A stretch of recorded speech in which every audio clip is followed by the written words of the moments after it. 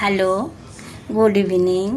আজকে আমি বলবো রাগের সময় নেওয়া সিদ্ধান্ত আর আনন্দের সময় দেয়া প্রতিশ্রুতি দুটোই কিন্তু খুব বিপজ্জনক। তাই 1 নম্বর হচ্ছে রাগের সময় কখনো কোনো সিদ্ধান্ত নেবেন না।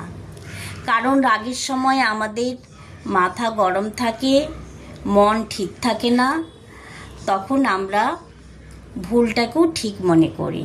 2 নম্বর হচ্ছে রাগের সময় আমরা এমন কথা বলে ফেলি যেটার জন্য পরে সারা জীবন আফসোস করতে হয়, কিন্তু তখন আর কিছু করার থাকে না।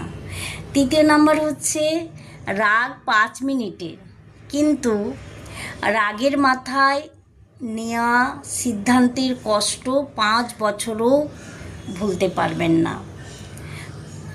তাই রাগ উঠলে দূরে থাকুন, চুপ থাকুন, ঠান্ডা মাথায় ভাবুন।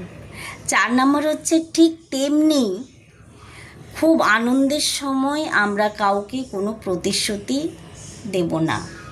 কারণ আমরা আনন্দের সময়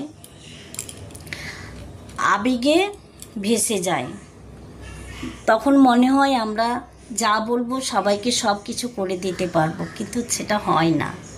তাই আনন্দের সময় দেয়া প্রতিশ্রুতি যখন আপনি রাখতে পারবেন না, তখন আপনি নিজের দামটা কমে যাবে এবং আপনি সামনে যে মানুষটাকে প্রতিশ্রুতি দিয়েছিলেন সে আপনাকে অন্য চোখে দেখবে এবং আপনাকে মিথ্যাবাদী ভাববে। তাই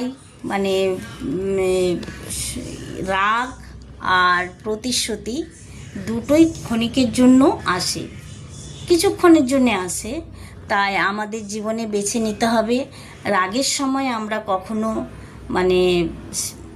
সিদ্ধান্ত নেব না, হ্যাঁ, আর আনন্দের সময় কখনো কাউকে কোনো প্রতিশ্রুতি দেব না।